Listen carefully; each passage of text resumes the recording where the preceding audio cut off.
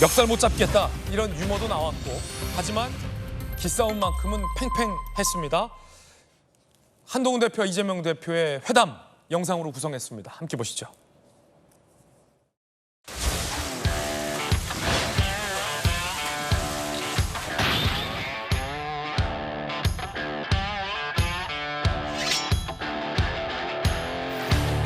곧 예정된 판결 결과에 불복하기 위한 비교업으로 보는 분들이 많이 계십니다.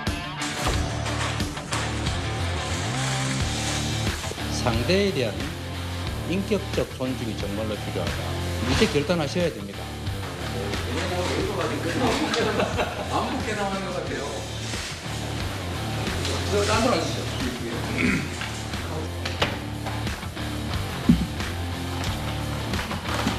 이거 화난다고 묵살 못 잡겠네, 이거.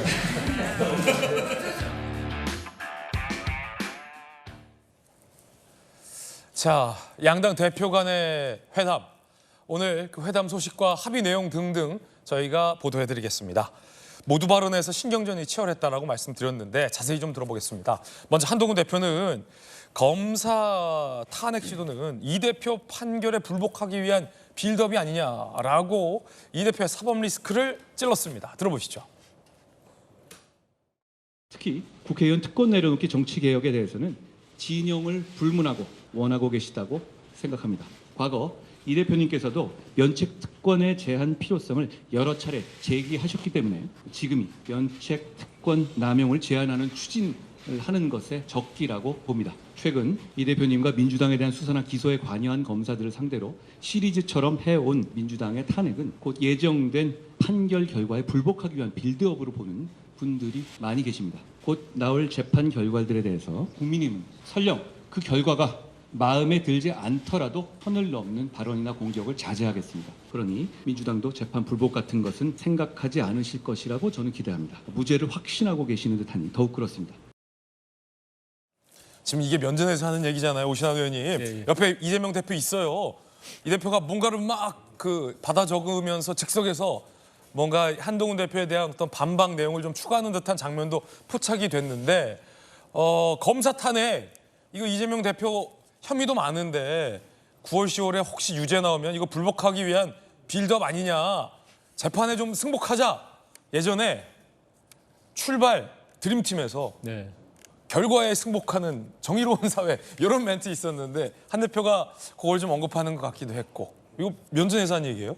사전에 이제 양 대표들의 모두 발언이 이제 공개되지 않은 상태에서 한 거잖아요. 네네. 그리고 한동훈 대표가 먼저 이제 모두 발언을 하니까 몰랐던 내용들을 즉석에서 듣고 이재명 대표가 거기에 대한 대응을 하는 준비하는 그런 모습들도 보였던 것 같습니다.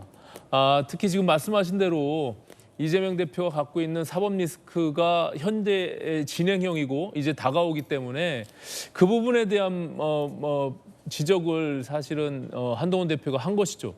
거기에 대해서 뭔가 약간 애둘러서 네. 이재명 대표도 서로에 대한 존중 얘기를 하면서 주도권 싸움을 했던 그런 측면이 있습니다.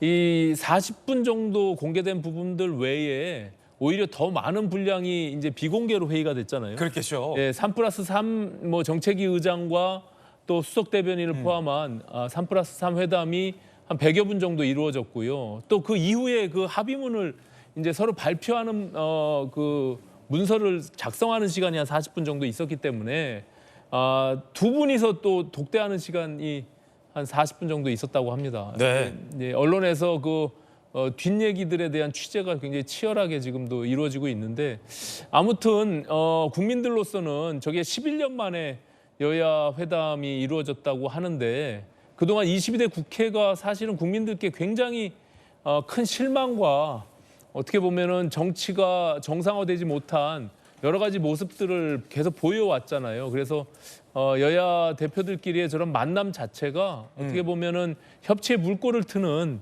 굉장히 정치 복원에 대한 상징적인 어떤 한 장면으로 읽혀지기 때문에 저는 굉장히 큰 의미가 있었다 이렇게 보여지고요. 특히 공통 공약에 대한 협의 기구를 서로 만들어서 정책위 의장 중심으로 그 협의체에서 비쟁점 법안들이죠. 예. 쟁점은 있겠으나 사실은 비정쟁 법안들 중심으로 해서 그런 것들을 처리해 나가는 그런 합의점들을 이뤄낸 것도 큰 의미가 있다. 저는 의미가 이렇게, 있다. 예, 생각합니다. 그렇군요. 정혁준 변호사님. 네네. 실제로 여권에서는 민주당이 이번에 헌법재판관 전원 일치로 기각 판정이 나온 검사 탄핵 등의 시도가 9월 10월에 있을 이 대표의 혹시 모를 유죄 판결을 불복하기 위한 빌드업이다라고 생각하는 분위기가 있습니까? 여권에선? 글쎄요, 제가 뭐 여당 소속이 아니라서 정확히는 모르겠는데 일반 국민들이 그렇게 생각하고 있지 않겠습니까? 빌드업이다. 그러니까 지금 그 야당에서 여러 종류의 그 탄핵을 하고 있는데 작년에 어떤 결과 나왔습니까? 9대0 나왔잖아요. 누구? 이상민 행안부 장관. 네. 그러면 그렇게 9대0으로 기각당했으면은 야당 입장에서는 민주당 입장에서는 뭔가 교훈을 좀 배워야 되는 거 아니겠습니까? 이렇게 함부로 탄핵하다가 오히려 역풍이 불 수 있겠구나. 그러다가 이정섭 차장에 대해서 또 했는데 그 결과 나오지 않았습니까? 저는 이제 모든 국민들이 지켜볼 건데 4명의 검사에 대해서도 또 탄핵을 할 것인가? 예. 그 결과는 안 봐도 뻔하지 않습니까? 탄핵 소추안 자체가 날짜도 틀려요. 막 먼 미래에 있을 거를 미리 탄핵하는 것도 있고 상식에 반하는 그런 내용들을 그 검찰 선배라고 하는 그 의원님이 이야기를 갖다가 하기도 하고 이런 모든 부분들이 굉장히 비상식적인 것인데 왜 이런 비상식적인 것들을 한 번도 아니고 계속 하고 또 앞으로 하려고 하는 것인가? 논점을 흐리려고 하는 것이 아닌가? 그렇다라고 하면 지금 민주당에 있어서 가장 큰 현안은 무엇인가? 이제 다음 달로 다가왔어요. 다음 달에 나올 것으로 예상되는 대표에 대한 그 아버지 대표에 대한 그 판결에 대한 논점을 흐리려고 하는 것이 아닌가? 이렇게 의심하는 예. 것은 굉장히 상식적이 아닌가? 저는 그런 생각이 듭니다. 아버지 대표라니요? 대표님이 아버지라고 하면 하잖아요. 그다음 오점도 없고 뭐 온갖 그 수식어가 다 있는 그러한 그 대표니까 당대표 중에 저런 그 수식어를 가졌던 당대표가 있었겠습니까? 그런데 그 당대표한테 사법 리스크가 드디어 현실화될 것으로 예측이 되는 시점이니까 아, 그게 10월이니까 벌써 다음 달이군요. 그렇죠. 그러니까 지금부터 그 준비를 하는 것이 아닌가 그런 의심들을 할 수 있는 행동을 네. 지금 민주당이 하고 있다. 저는 그렇게 판단이 됩니다. 네, 정혁준 변호사는 개인 견해 전해드리고 있습니다. 많이 예상되기로는 다음 달 이 대표에 대한 주요 1심 결과 2가지가 나올 수 있다라는 예상이 되고 있습니다. 곧 나온다는 거예요. 곧 나온다는 거. 판결이. 그런가 하면 이재명 대표도 모두 발언해서 한동훈 대표를 이렇게 압박했습니다. 해병대원 특검법, 우리 한동훈 대표께서도 전 국민을 상대로 공언하셨습니다. 저는 그게 진심이라고 생각합니다. 그 진심이 지금도 바뀌지 않았을 것으로 확신합니다. 제3자 추천 특검으로 하자라고 말씀하셨습니다. 저희가 적극적으로 검토하겠다고 말씀드렸습니다. 또 조건을 하나 더 붙이셨는데 증거 조작 이것도 특검하자 하시죠. 저희가 수용하겠습니다. 이제 결단하셔야 됩니다. 입장이 난처한 거 이해합니다. 그러나 공당이란 또 국민을 대표하는 정치인이란 자신이나 개인 또는 주변의 특별한 문제 때문에 국민적 대의를 벗어날 수는 없는 것 너무 잘 아실 겁니다. 그러니 이제 결단해 주시길 부탁드리고 정치개혁에도 많은 말씀을 해주셨지만 법 앞에 평등을 말씀하시던데 제가 보기에는 법 앞에 형식적으로 평등할지는 몰라도 검찰 앞에서는 매우 불평등합니다. 이런 측면에서 정치개혁은 심각하게 함께 논의하되 형평성 있게 심도 있게 논의하는 것이 꼭 필요하겠다. 정치개혁은 우리만 하냐라는 일종의 반박인 겁니다.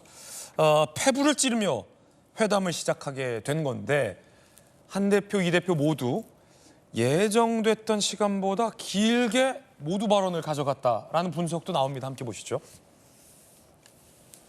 한동훈 대표가 먼저 13분을 했고요. 시리즈 탄핵은 이 대표 재판 불복 빌드업이라고 비판을 하자 이 대표가 뭔가를 적는 듯한 모습도 포착이 됐어요. 그러더니 이 대표는 18분을 모두 발언했습니다. 모두 발언은 10분씩 하기로 했는데 3분, 8분 오버한 겁니다.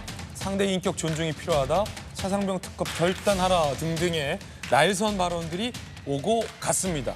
김영주 의원님, 네. 시작은 뭐 날선 발언들이 온 것 같군요. 네. 법 앞에 평등을 얘기했습니다마는 그 이재명 대표가 프로토콜 앞에 불평등을 보여줬습니다. 한 사람은 13분을 발언하고 한 사람은 18분을 발언했습니다. 아, 5분 더 했다는 말씀이신 거고. 예. 실제적으로 보면 뭐 그래서 정치인들 말은 믿을 게 못 되구나.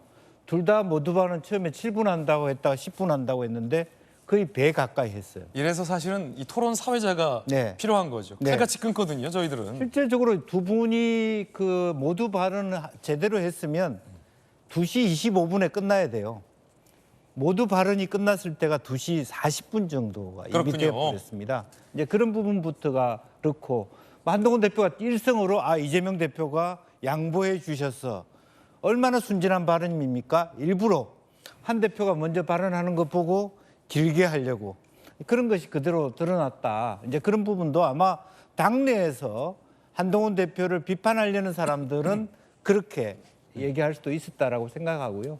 어쨌든 저는 그 모두 발언 자체가 그야말로 다이alo그를 위한 대화인가 아니면 사실은 각각의 모놀로그였나 독백만 한 것이었느냐 하는 반성을 할 필요가 있습니다. 너무 지나친 의제에서 벗어난 한동훈 대표는 비교적 여당 대표답게 자기 의제에 충실하게 민생 의제를 중심으로 얘기한 반면에 처음부터 이재명 대표는 민생 의료 대란이라고 하는 의제가 안에 없다라는 걸 알면서 그 말부터 꺼내면서 예. 하나하나 마지막에 심하게 얘기해서는 독도 문제, 계엄령 문제까지 함으로 인해서 상당히 아마 소문난 잔치에 먹을 게 없겠구나라는 걸 예상할 수밖에 없는 그런 모두 발언이었다 이렇게 볼 수 있겠습니다.